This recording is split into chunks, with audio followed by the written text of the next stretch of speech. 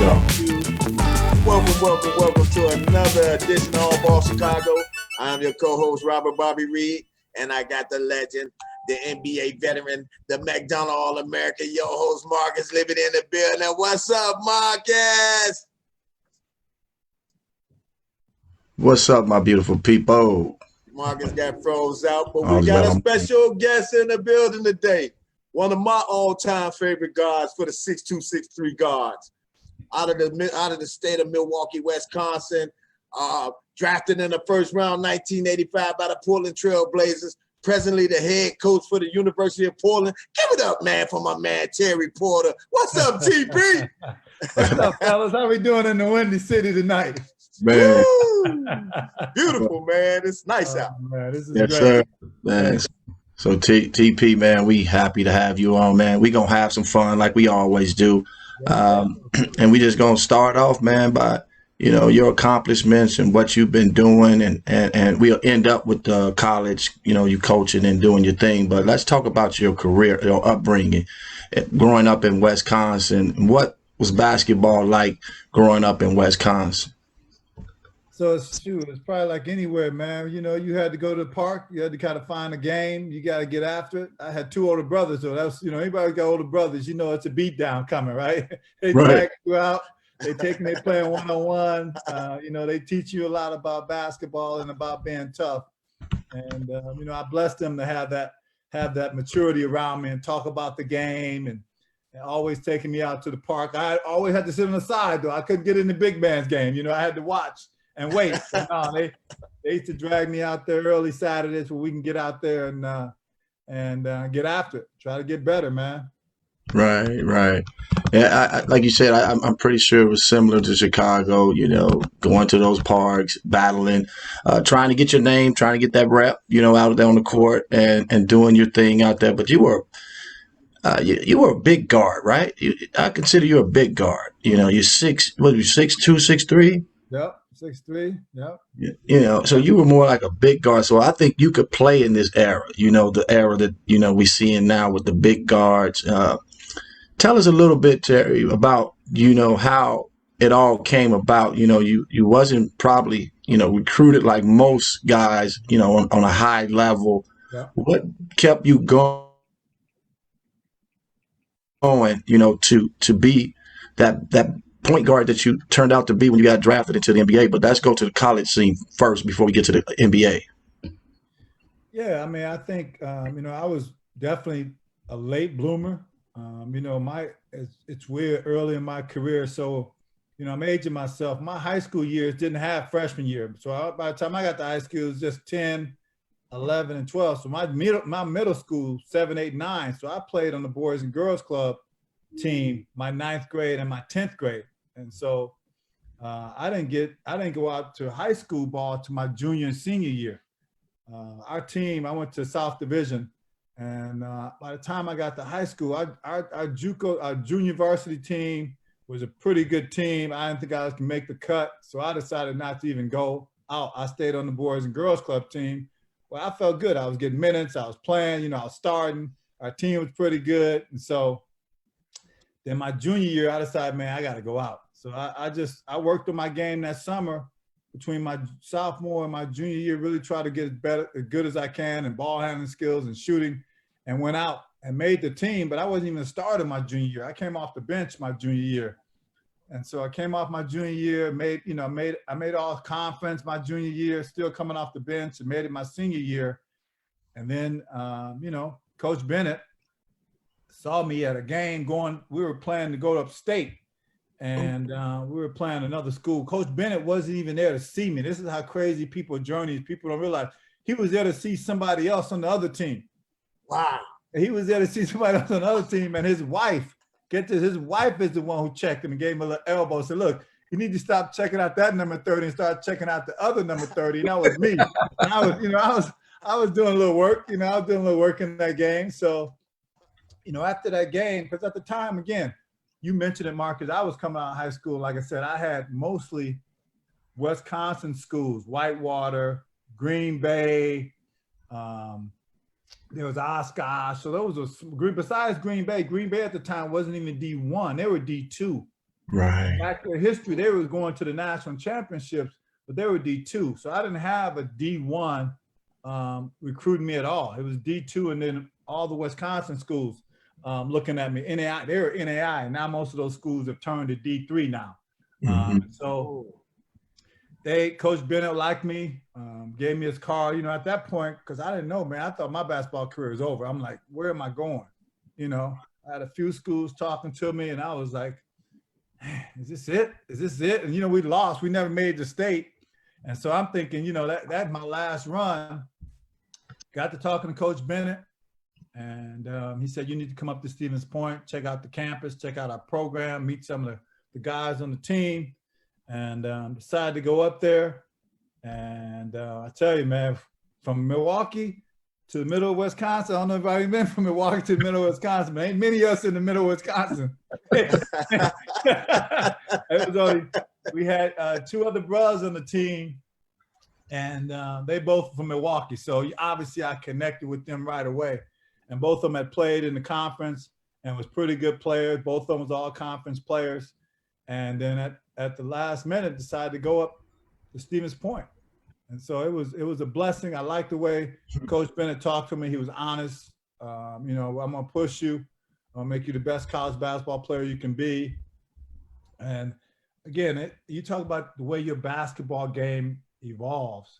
So high school back then, man, we didn't play any man-to-man. What was man-to-man? You couldn't tell me, man, I was 2-3 zone all day, every day. That's all we ever played. Right. Man, I was to Bennett. Anybody who watched Dick Bennett's teams, they were all man-to-man. They zone wasn't even thought. You better even bring, that was like a bad word to bring up zone to him. And so I went up there my first year and I was like, zone? I'm like, man-to-man, what is that? I got this area covered. I got my hands up. I'm jacking. And but no, I had to, it was my freshman year was a learning curve, man. It truly was. I didn't play. I bet you went and checked. I'm the only guy who made it to the league that his freshman year, I played like 0.000 minutes my freshman year. I was like ML Carr with it. I was like, I was straight toweling. That was the only time I was getting up off the bench. And I stood up to wave the towel. That was about it. And then my man, that's crazy, Terry. That's crazy. Crazy. And so my freshman year, I started. My freshman, junior year, we had great runs. We made it to the national championship. And ended up playing Fort Hays State, Chicago State. Just those were the teams we faced on our journey to make it to the national championship game. And so I was blessed to be in the right spot, blessed to learn a lot about basketball from a man-to-man standpoint. And to this day, going to play for Dick Bennett and learning all the man-to-man principles that he taught me, that was my identity coming out of college, because we didn't have a shot clock, we didn't have a 3-point line back then, so it was all about manning up and guarding your own and being able to guard your ball and guard the guy you're guarding and try to do a great job of defending them. Wow. But Terry, can I rewind the back lid before you hop in real quick? I just wanted to say that year, that your freshman year, did you think about quitting? That's what I was going to ask him, the same thing. Oh, sorry. Okay, Liv. I wanted to rewind the back. Sorry, man. Yeah, so, man, I went up there and I was struggling, man. I was just, everything. You go into a different culture, and the one thing you kind of hold on to is, basketball. That's my identity. Shit, I wasn't getting no burn on the floor, so I'm like, what am I doing? And so I had people come at me and say, man, you need to transfer. You need to get out of here. Wow. And I thought about it. I did, man. I'll be honest. I thought about it. But at the end, I just talked to my brothers, talked to my dad, and they were like, no, you stay there. You committed to him. Give it one more year. Wait till you start playing and then see how it goes. You ain't even playing right now. You don't even know what that's like. So, again, I was blessed to wait that next year. And another thing I did, my 4 years at school, I never went home. My summers were working up there, working 9 to 5. And at 5, I'd be in the gym, 10 o'clock, go home, eat, go back, do it again. 4 years. Milwaukee, when I couldn't find a job in the summer in Milwaukee, I had a job in Stevens Point, gave me a little money in my pocket. I was like, good. I was feeling good. Getting there, having money and playing every day, being there to work on my game. And, that was a blessing as well in regards to, continue to grow your game, continue to work on parts of your game. And I didn't have any aspiration of being in the league. I wasn't even thinking about being in the league. You know, you had NAIA school. We're gonna go from the league from the NAIA. I'm thinking, I'm just trying to become like all conference, MVP of conference, all American. Right. I never even thought about being in the league. And '84 was my big kind of coming out party, and it was Olympic trials, and we can talk through that. But that was when it first came and entered my mind, like, hey, I got a chance. I got a chance after going down to Olympic trials, and Bobby Knight had it at Indiana University, and I balled out. I made it to the last cut, and that was like one of the last years before they started letting pros play, and that was kind of my coming out part. That was kind of the moment, because Jordan was there, Barkley was there, all the big names, Patrick was there, everybody of that era was at the trials. And so I showed out, and I was able to, because I don't know if people realize back then, NBA scouts were there, NBA GMs were there, GMs were there. So you had eyes on you. I ain't never had that many eyes in regards to that level. Check me out. Cause they ain't coming to Stevens Point. They ain't coming to Stevens Point. And so that was kind of a blessing. So you went in there thinking like that this is my opportunity to show these general managers what I'm all about. Coming from this small school, even if I get cut, at least they see me. Yeah, so I had to fight with most people who come from small schools, and back then, the scouting system is not like it is now. I mean, it's hard to be a kid at a small school and not be found. There's just too many scouts, too many words of mouth, internet. Just too many things that connect you and kind of get you on the mainstream. But I was blessed. Like I said, my junior year, we lost to Fort Hays State. And there was a gentleman there, whoever the general director of the NAIA at that point, for whatever, took a liking to me and took a liking to our team. He called the Olympic Selection Committee, to my understanding, just about every day. He said, look, you guys got to have an NAIA player at the Olympic trials. Up to that day, there'd never been an NAIA player even invited. So he pushed me. And then Coach Bennett called me in the office one day and said, man, you just got an unbelievable opportunity in front of you. You got invited to Olympic trials. And I'm like, Olympic trial? I'm thinking, oh man, I'm about to go make a name for myself. You hear me? I'm about to go sign out for real. And he, right then, again, bless Coach Bennett for all the mindset he had. He said, we got to come up with a strategy. We got to get you ready. So he came up with what he called these toughness drills. And he got two guys that I had to bring the ball up the court with, who I had to try to score against. Everything I did was 2-on-1. Wow. And it was, man, when I got done with them days, and I'm talking, we went 2 hours. I was like dead tired. Wow. I covered everything, man. I had to, you guys been around the game. You know how they roll the ball to you. Got to try to go full court and get by two guys. And these are the two quickest guys. So I had to push up, spin, come back. I had to do ball. I had to do one-on-one stuff against them. And so it prepared me mentally, but also there was no fouls called. So they were hacking, they were fouling me. And now you got to toughen up. You got to just get ready, because this is what you're going to be faced with. This is what you're going to face when you get down there. And so I was able to go down there and perform really well during the earlier parts of the trials, and made the first cut, made the second cut. And I was blessed to make the cut over some, like, I think Mark Price was there. Of guards of that era, Alvin Robinson was there. Chris Mullen was there.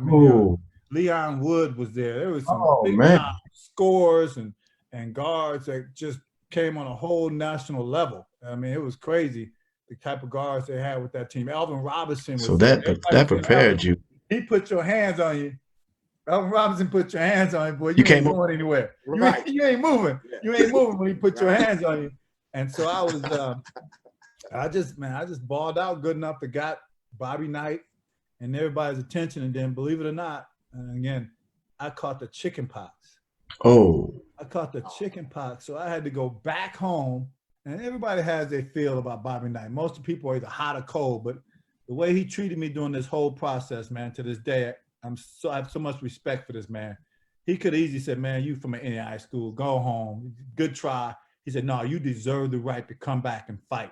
I'm gonna give you a week to go home, get as well as you can, and come back. And so I went home for a week, came back, and didn't make it. But I mean, he could have ended my journey right then and there, and he didn't. Right. And so you talk about giving a man an opportunity to continue to fight and continue to chase something that was unbelievable. But that's when the Olympics was in LA.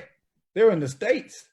So if you're doing it in front of your fam and your people, it would have been unbelievable. But I didn't make it. But I got cut with John Stockton and Barkley. So that's two good players.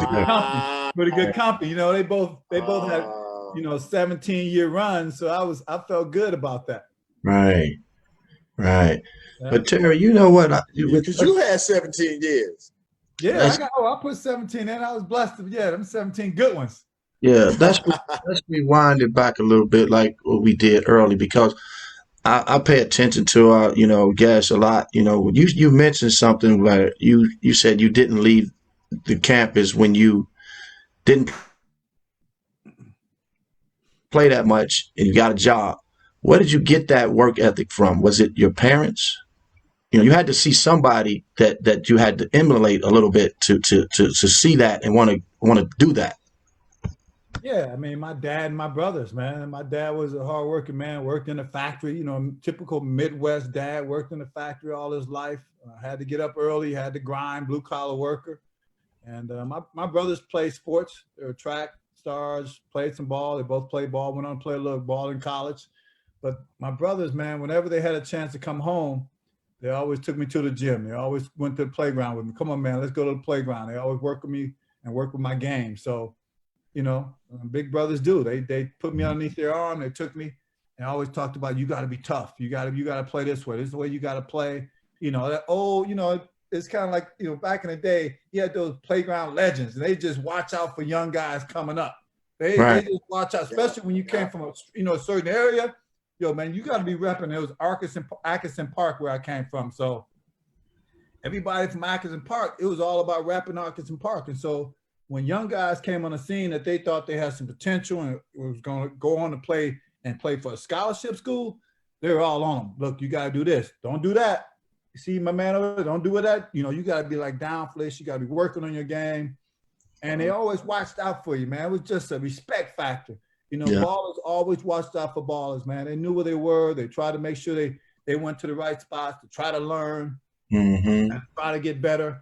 And so that was something that just the neighborhood, man, But my dad and my two brothers, man, they were on me. They were on me about, pushing yourself, trying to be great. Wow. Go ahead, Bob. Now, you know what, Liv? I didn't want to get ahead of myself with it, but I mean, 17 years, your freshman year, you don't play, then you make a name for yourself. That got to be something special within itself, TP, to have this type of stellar career. I don't want to, just get ahead of myself with it, but how did that feel, man, looking back at it all? Just give me a glimpse of it. Like, you ever lay in the bed and say, wow. Man, the first night when I got drafted, so when the Bucks drafted me in '85, and I was at home, I was at their camp, their draft party. They invited me down. I'm thinking they're gonna end up drafting me because they said, Don Nelson said, hey man, if you're there, we're taking you. And so you think about having a chance to play at home and getting drafted at home. And they didn't end up drafting me, but that night, man, we were, as a family, we were together, man. And you get done celebrating with your family and you lay in bed. I laid in bed that night thinking, wow. I just said, wow, you made it. You got drafted. High school, all conference. That's it. No McDonald's offer, no nothing. Not even a D1 offer. Not even D1 offer now. Go to the NAIA school. Wow. Go to NAIA school. Don't play it all your freshman year. Play you start your freshman, your sophomore, your junior, senior year, and you get drafted in the first round in the league. Man, you blessed. Man, That's really blessed. That's nasty. I'll be the first one to tell you. In high school, I wasn't even the best player in my hood. It just wasn't. I just tell you, there was guys that much better than me, and I just continued to work. continue to grind. And for whatever reason, they didn't grind or they got into a bad situation. Right. And, man, it's just the way it works in life. I mean, you got to Yep. continue to fight through all circumstances, no matter what they are. And, you know, I got blessed. The Lord blessed me. And so I sure did. Sure did. Man, I think once I got to the league, I'm saying, okay, now I got to stay here. How am I going to stay here now? Because, again, in college, here's the crazy part. In college, I didn't even play point guard. I played like small forward, backup center. What? I didn't play point guard. I played 0 point guard in college. Who does that, right? Wow. 0. Dude, I was like, man, I was career. like, our career, my starting lineup was like 5'10", 6 foot. I was 6'3", and we had a 6'7", 6'7". That was it. And I was small forward. Small forward. Wow. We had 2 guys, one local guy, another guy from Wisconsin. That was our guards, and I was a small forward, and we had 2 forwards. That was it. I would bring the ball up on occasion, but most of the time, we ran. That's what helped me so much. We ran a Bobby Knight style offense, so it was motion offense, and I just ran off screens. Caught it, fake it, kick it, run off another screen. I never brought it up, never initiated offense. No, y'all bring that thing up. I'm running to the baseline. Wow. Just to hear you say that. Damn, that's good. Yeah, man, just to hear him say that. And then he came into the league and started, you know. Well, you didn't start at Portland. You didn't start, but when you got drafted, they had a bunch of guards already, you know. Yeah, and so again, man, you talk about just being blessed in the right spot. I had great leadership. I had Darnell Valentine, who had played at Kansas State, big-time guard, and then Stevie Coacher. I think we got Stevie from Chicago. Did we get Steve from Chicago? I don't know if we got him from Chicago or he was on the team, but he was on the team when I got there. Mm-hmm. And so, again, my freshman year, my rookie year, I may have averaged 13, 14 minutes. But again, Darnell was a great vet, man. We sat out there in the bench. He said, look, watch this, watch that. Educate me, constantly educate me. And I had a player that, again, took me under his wings, you know, like the way I approached it, like the way I balled in practice, like the way I, you know, conducted myself and how I tried to be a pro. Mm-hmm. Then Rick Adelman, who was an assistant coach at the time, and he had played in the league way back in the day. We start watching a lot of film because I said, man, I never played point guard. How am we going to say we're going to start watching film on all point guards? We're going to start talking about that position, talking about what's required of that position, talk about the leadership that's required. And so again, blessed to have somebody in my corner that was willing to take me and really teach me the game from a position standpoint. We would watch film on all kind of guards, Magic, because Magic, I said, we watched on every guard in the league at the time. We were watching film on. And this is what you do when you're in a fast break. This is what you do when you read situations. And so that knowledge really helped me accelerate my point guard skills and learning how to play. And wow, that's where it all came from. Having Darnell push me and motivate me and really kind of take me on his wings. And wow, man. Leo, me and you both in here shaking our head like, yeah, Go ahead. It was just that's a true definition of the game. Yeah, man, you got to be a student of the game. I tell kids all the time, are you a student of, I know you want a ball, but are you a student of the game? Are you really know the position? You really know what's required to play that position? You know what that position is about? Leadership, good or bad, you know? And you got to know what guys' strengths are, because when you deliver the ball, you want to make sure they can do something with it.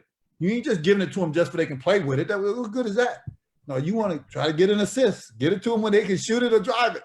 Don't give it to them so they can just go out there playing with it. And so it was just a required thing I had to learn along the way. And then having, Clyde play, once I did start, to have a player like Clyde on my team, man, it was just amazing. He's just an amazing athlete. Unbelievable. I mean, coming out of college, man, 5'9" jammer. I've been watching them boys. And so, again, he was just a special talent himself. His ability to always want to have the ball. And I had to learn how to play. It wasn't as much of an adjustment, learning how to play without the ball, because I did that a lot in college. but I had to learn how to shoot the ball. I had to learn how to stay on the floor. One of the things Rick said was like, okay, when Clyde has the ball, what you gonna do? Because again, I never shot threes in college. I didn't start shooting threes till I got to the league. He's like, well, we got to work on your 3-point game. We got to work on your spot up game. Because when Clyde having, he's driving it, you got to be a threat. Otherwise, you're gonna be on the bench. If you can't knock down a shot, ain't no coach in America gonna put you on the floor. So I was like, okay, well, I got to get in that gym there. Let's go. And he would, again, he had a key to a high school gym all throughout the summer, and at night we'd go up in there, get shots up, off pick and rolls, off spot up in the corner in threes. So I had to put in the work. That's the thing about it. You had to put in the work back there. Wow, I'm trying to get this. Hey, let me ask you a question, TP. Who was one of the toughest guys that you played against, man? When you knew you had to lace him up that night. We know Michael is Michael. I'm talking about outside of MJ. Yeah, so guards, and especially in the West, I always tried to break this up in the West. So in the West, I had Tim Hardaway, you know. I had him in their Golden State. I had Kevin Johnson when he was in Phoenix. Yeah. When he was in Phoenix. And Derek Harper when he was in Dallas. He was my size. Again, just a dog and grounding, defending you and all up in you. And Stockton was tough, but Stockton wasn't tough because Stockton wasn't offensive minded. So he was different. You wouldn't have that bad of a night. I mean, he could score, but he wasn't trying to score. But if you wasn't locked in, Kevin Johnson, Tim Hart, they go for 30 on you in a heartbeat. And so you had to be ready. You had to be ready. So those guys, obviously Madge, but I only guarded Madge. We made an adjustment. Early on, I was guarding Madge when the Lakers played the Blazers, and Madge was just taking me to the post. So we switched. We started putting Clyde or Magic from a size standpoint, and I started chasing Byron Scott around, which made it a lot easier for me. I didn't have to worry about posting up. I just had to, come off screens and be ready to run in transition with Byron and the Laker team. But that was a big adjustment. But early on in the days when I had to guard Madge, man, he was a beast being in the post. His ability to post up, the vision he had. But in regard to just scores and guards that played that position, Tim Hardaway and Kevin early on was just, you knew you had to get a lot of rest the night before. You had to get ready because they could, they can get 30 shots. I wasn't gonna have the luxury of getting 30 shots. I was gonna get about 15 or 18. That was about it. So I had to make my 15, 18 shots count. Right. Make sure they work. Right, and you did just that, TP. Let's talk a little bit about now you coaching, because we got a lot of listeners, man, that's from Chicago, and it's kind of similar to what you was speaking about how you got recruited. And I think Chase Adams was kind of a similar situation. Was you coming to look at Chase at the time you watched him play, or you were looking at another player? No, I was there at Mobley and chasing him play, and I was looking at a kid on Mobley's team. And I didn't even have Chase on my radar. And then I watched the game and just loved everything about how he played the position. Played 94 feet, directed guys, had a good sense of knowing when to deliver guys the ball in transition in half court, splitting the pick and roll, directing guys all the time, and just seemed like to have really good, calmness about the way he played. Always in communication, looking over at the bench, talking to the coach. Just loved everything about it. When I played the position, that was the things that I, immediately try to draw onto is that, man, that kid can play. Everybody obviously says size, but man, I don't care about size. I'm talking about playing. That's always for me has been about the ability to play your position and impact the other four guys that's on the floor while you're on the floor. And he made everybody on the floor that night better by the things he did. And so, after the game, I just talked to him. And, again, I didn't know these young kids, man. I didn't know if he knew about me or not. But Chase, right. If you start talking to Chase, he know history. Absolutely. He knows ballers. And I started saying, man, I'm Terry Porter. I played in the league. He said, man, look, you ain't got to tell me who you are. I know who you are. I seen you play. I know what your history is. I know. So, again, that taught me something because, you just don't know sometimes. Young kids are just, they don't know about the history of the game. They don't know who put in work. And you have to really follow the game to kind of know me and know the success I had in the career I had. But he was right on. I said, great, man. So we just started talking about, what do you think about playing that position, And we started talking about as from point guards. Man, I love the opportunity to coach you and teach you and take you to that next level. Grow your basketball skills some more. I know you got great knowledge of it, but grow it some more. Give you a chance to be involved in the situation where you can run the team and, have an opportunity to compete against, elite players. Hmm. And again, for our listeners, man, because I think TP and I think you're a, players coach. You've been there, done that, played in the league. Uh, Share with our audience what type of coach you are, so they can, hear you and what you all about and what you stand for as a coach. Well, I mean, I think I've been blessed to be around a lot of great coaches, either be coached by them or part of their staff, to Pat Riley, to Rick Adelman, to Greg Popovich, and Dr. Ramsey. So I think the one thing is, I got to have kids understand that I'm going to give them freedom, right? There's going to be some structure, but there's going to be freedom. I think when you look at all the situations, basketball is still an art form, right? Everybody has different levels of talent, and they got to be able to showcase that talent. Right? You can't just try to put everybody in a box, but there's got to be certain things that's required of them, right? In regards to defense, you got to be able to guard, you got to be able to, be ready to take a challenge and get after it. And then basketball, it's about sharing the ball. You got to be able to, read, understand the different situations that are presented to you at the offense of the floor. And it's not always about you. I mean, obviously the elite players, that when it comes to that time to shine, you try to get the ball to elite players, but it's all about being able to do the right things and being a complete player. I talk a Wow. lot about being a complete player in regards to learning how to do, because again, I go back to my own journey. I wasn't a point guard. I had to learn other things of the game. I had to learn that later. But your ability to shoot it and pass it and read different situations, you got to have that knowledge. If everybody dreams big and want to go play at that next level, even if it's in the league or overseas, you still got to have something that's going to separate you from the next guy. And you being a complete player and being able to play at both ends of the floor, you're going to always separate yourself if you can do those things. Because that's what I did. I didn't score 50 points, but as my defense is the one identity I had, but as my basketball offense grew, I continued to have the separation and continue to have the type of success I had because of that. And so, I try to tell all these kids, be ready to get after it work-wise, be ready to do what you got to do in the classroom as well, but be ready to go to work on the floor. I mean, we're in a conference that's competitive as heck. And, I've always tried to get tough kids that I believe that can face that situation and understand that and understand the journey that we're on. Because we're on a journey. We got Gonzaga, St. Mary's, and BYU in our conference, and they ain't going nowhere. They ain't going nowhere. They're going to be there every year. So we got to get guys who are willing to understand the challenge and willing to fight for it and get after it. Yes, I think, man, with starting with Chase, he could be the one that opened up the floodgates for other kids to come join, because that is a nice conference to play in. You get an opportunity to play against Gonzaga, and it can upset them or take the throne from them, build that program up in Portland. And I just want to help, in any way we can help on All Ball Chicago to let people know that what Terry Porter is all about.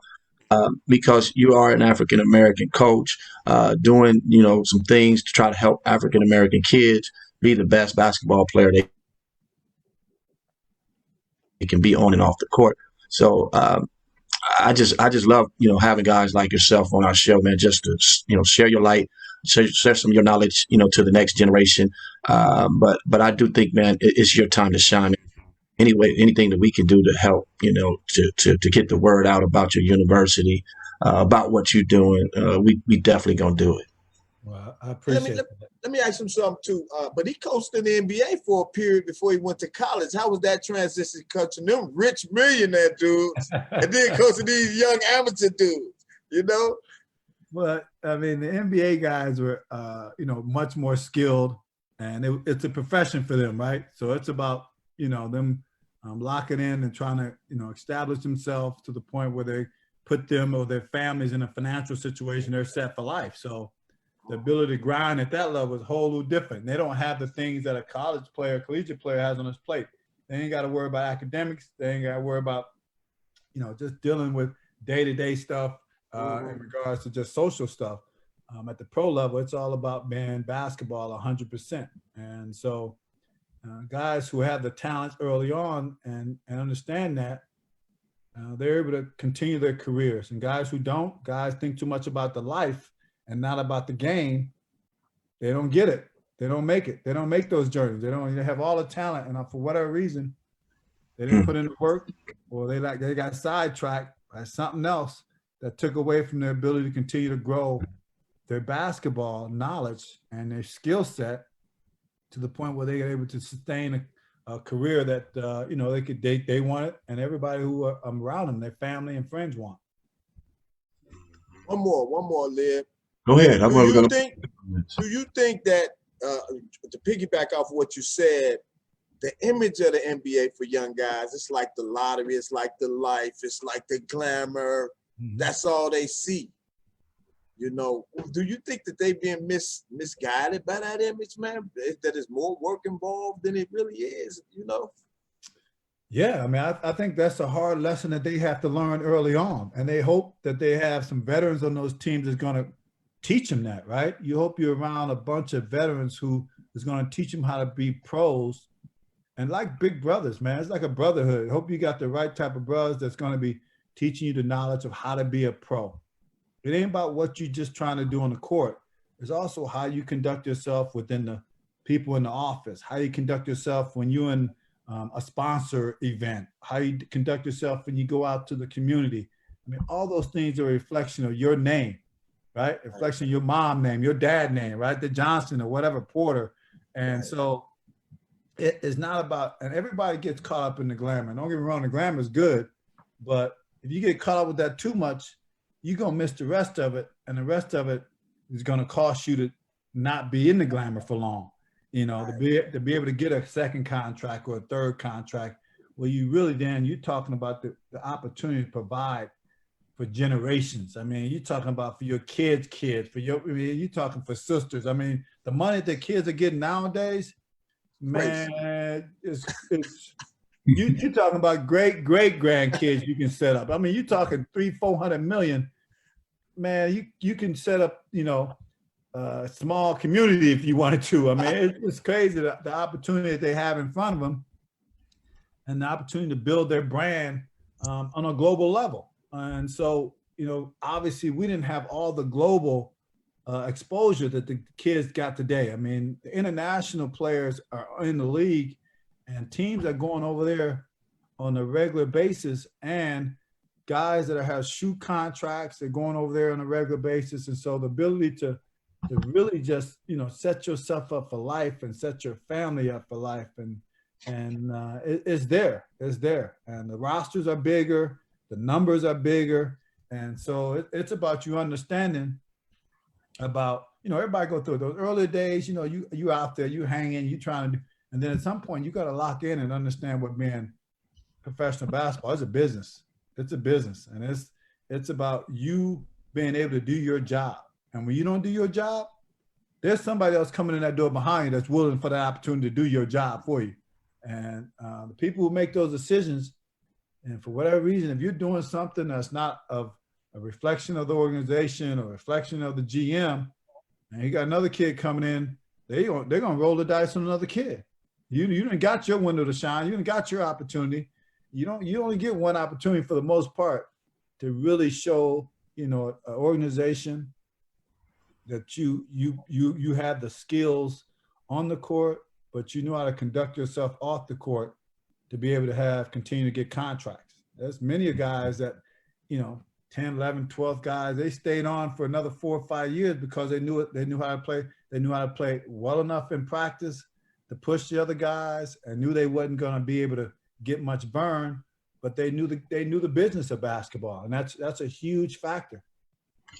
Man, it goes back to what you said too earlier, TP, when you got drafted, your immediate thought process was, how am I going to stay? You know, what I need to do to keep me here. You know, and I think a lot of players don't think like that. I think a lot of players get happy that they made it, and then they say, I'm here, and let's go party, let's go do this, let's go do that, and then they forget all about what it took for them to get there. Yeah, I mean that's how you see players take that next step, right? You always guys come in the league and everybody watching those first 2 or 3 leagues like, man, what happened to him, man? He just kind of plateaued. Nothing happened. Nothing.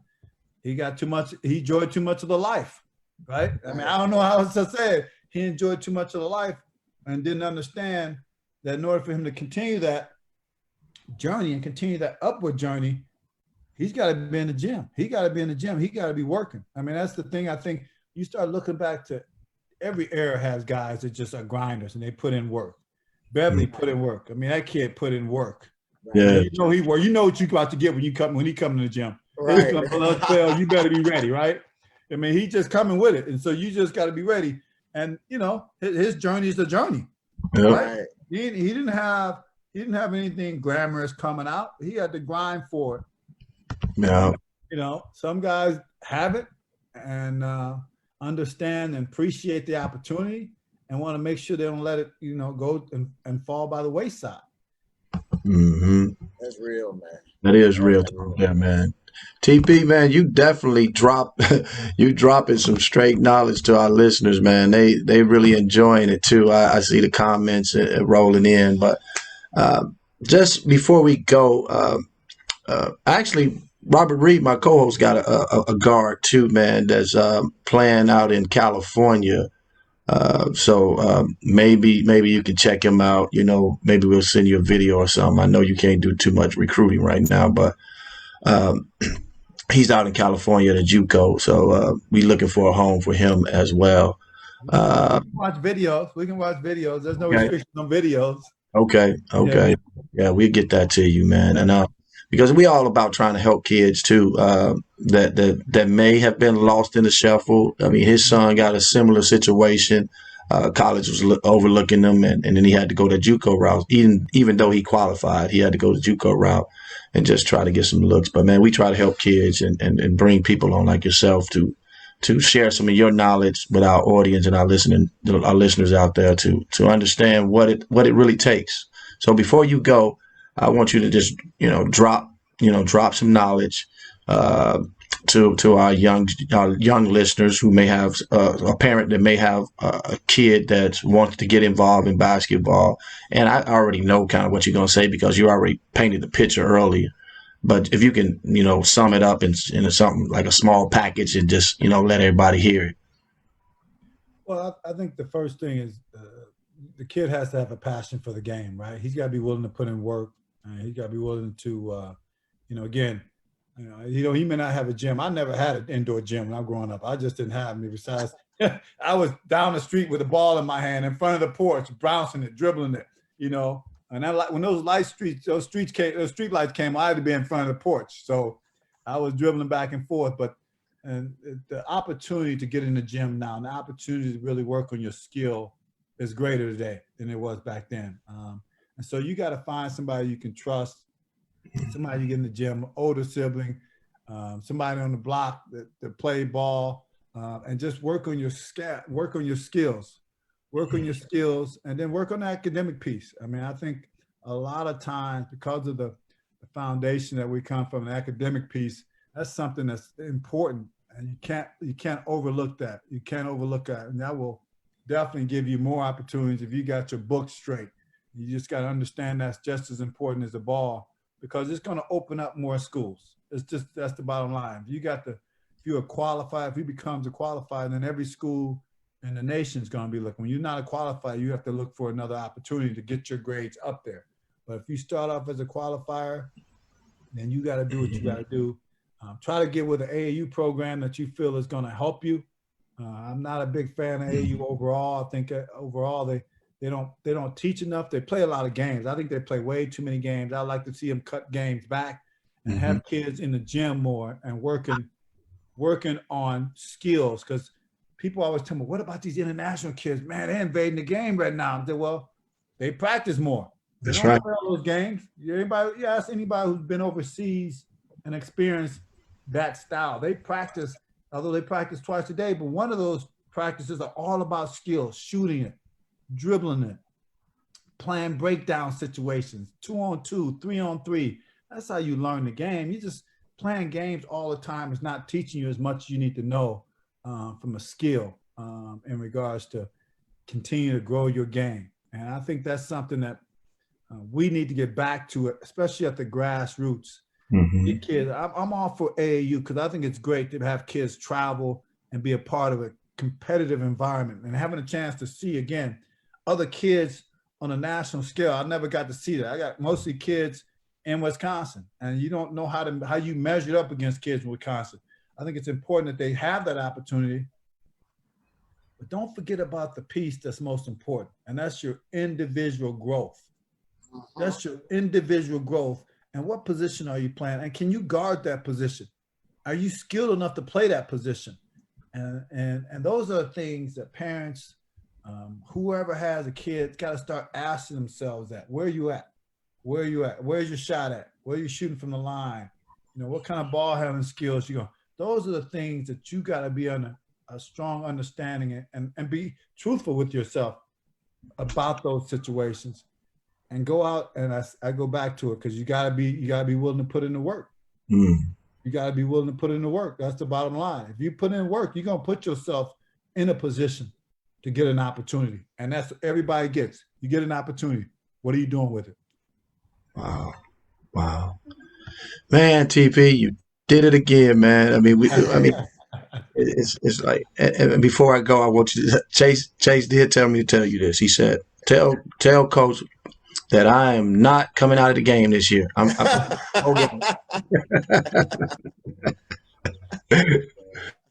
Well, I know he always don't want to come out, so ain't new. Oh man, but man, he don't want to another. come out, and that's good. But sometimes everybody need rest, so you gotta get a blow, man. You gotta get a rest. You gotta stay on top of that. But no, I love the way he plays, man. I love the way he approaches the game. Loves how he just a leader in the locker room, in drills. You know, there's nothing phony about that kid, man. He's all about making himself better and making the guys around him better, and that's show quality of leadership and what his mom and dad did to help raise that kid. Yeah. So, man, Terry, Rob, you want to add something before we get up out of here? Oh man, somebody asked me to ask you this, TP. How did you sustain your endurance though for the 17 years, real quick? One of the guys wanted to know that because 17 years, you got to be doing something. Yeah, and so I was, I guess, blessed to have good genes, but I tell people all the time, I really didn't leave the floor that much, so I didn't have to worry about my falls as much as I did. You know, I stayed on the perimeter, but no, man, I was just blessed, man. I had a good body frame. You know, I think my frame was a big frame. I was able to take hits. Right. There was a lot more hits in that game than there are today. Yeah. But I was able to take those hits, and I took care of my body. When I got off the court, I made sure to ice, made sure I got my proper rest, ate right. You know, I didn't stay out too late. You know, and made sure that I took good care of my body to try to keep it as fresh as possible over a growing, you know, very grueling NBA season. Wow. Yeah, because y'all boys wasn't what Kawhi and them doing. What they doing? Taking them breaks. That wasn't thinking about days. Low management. There was no low management back then. No low management. Hey, you can tell Michael Jordan from y'all era. He told his boys in Charlotte, "Dude, I pay you to play every night. If you ain't playing, you getting up out of here." Right. Right. If you're gonna play, if you're gonna be a part player, then I need to pay you like a part player. You Hey, TP, before we go, because it is all ball Chicago, and you had two Chicago guys that actually played with you, Duckworth and Byron Irvin got an opportunity. So those two Chicago boys. So I wanted to just give a shout out, rest in peace to Kevin Duckworth and also Jerome Percy, who we just lost to as well, right? Sure. Yeah, B. Irv was our rookie. He was our rookie back in the day when we drafted him. So we had some good memories. I see him every now and then. He's doing his thing now in the Asian business, but fond memories. And obviously, The Big Duck was a great young man, great player. People don't give him credit. He was a two-time All-Star and had a good long career. Unfortunately, all the good ones leave us too soon, man. They leave us too soon. Yeah. All right, TP, man. We really enjoyed you coming on our show, and man, anytime you want to come on, man, and drop some more knowledge, we will definitely be following you, and along with our Chase, because Chase is in Chicago, so we're gonna be following Portland, man. And I think you on to something, man. Great. It always takes time to build things, to build a program, man. And I think you're heading in the right direction with the program. Thanks, man. We're getting the right pieces. We're going to put ourselves in a position to try to be competitive every night we step on that floor. That's for sure. All right. All right, man. It's time to go, man. It's time for me to unlace the shoes, man. We got my man Terry Porter on with us, man. Milwaukee, Wisconsin's finest, doing his thing, man. Made it to the league, guys. Lunch pail. Man, Dude, right? Lunch pail, man. All day. Locking. Hey, I used to love back then. You could knock a mug down and don't even pick them up. No flagrant, no nothing. Get up. Sorry, my bad. But TP, great meeting you, man. Thanks for the opportunity for letting me be a part of this, talking to you, my brother. And Liv gonna send you my son's stuff. Yeah. Put it there, man. But he ain't going. He gonna stay a second year. He gonna stay a second year. He want to stay 2 years at JUCO, so this will be his second year. He said he want to average 40 this year, so everybody gonna come holler at him. Okay. So God bless you, brother. TP, before we go, man, we got to give a shout out to your boy Marcus Owen, man. My man Mark. Oh, yeah, man. I know he watching it. Shout out to Marcus Owens out there in Cali doing his thing. Yeah, for sure. That's fam, man. That's fam. That's right. For sure. All right, man. All right, love you, TP. Love you, man. God bless you, brother. Peace. Be safe, man. Be All safe. right. Got you. Man, another good one, boy. Man, that's